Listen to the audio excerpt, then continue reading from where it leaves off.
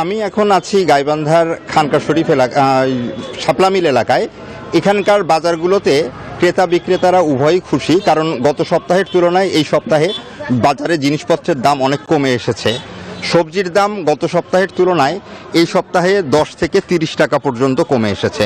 শীতকালীন শাকসবজির সরবরাহ বাড়তে থাকায় এই সবজির দাম কমছে বলে মনে করছেন ক্রেতা এবং বিক্রেতারা জানাচ্ছেন এভাবে সবজির দাম কমতে থাকলে আগামী সপ্তাহে সবজির দাম আরও কমে আসবে, এবং ক্রেতারা মনে করছেন যে এভাবে যদি সবজির দাম কমতে থাকে তাহলে সবজির দাম ক্রয় ক্ষমতার মধ্যে চলে আসবে সকল শ্রেণীর মানুষের।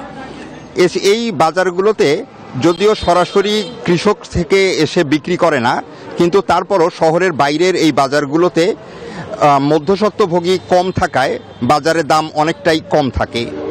এছাড়া এই শহরের ভিতরে যে বাজারগুলো রয়েছে সে বাজারগুলোর সাথে এই বাজারগুলোর আরেকটু দাম কম হয়, কারণ বিক্রেতারা সরাসরি এই বাজারের কাছাকাছি পায়, এই বাজারগুলোতে বিক্রি করতে আসে। শহরের বাজারগুলোতে না বিক্রি করতে পারলেও এত কম বেশি দামেও তারপরেও শহরের বাজারগুলোতে দাম অনেকটাও সহনীয়র মধ্যে আছে। এই ছিল আমার কাছে গাইবান্ধা থেকে সবজির বাজারের সর্বশেষ খবর। প্রিন্স, আপনাকে ধন্যবাদ।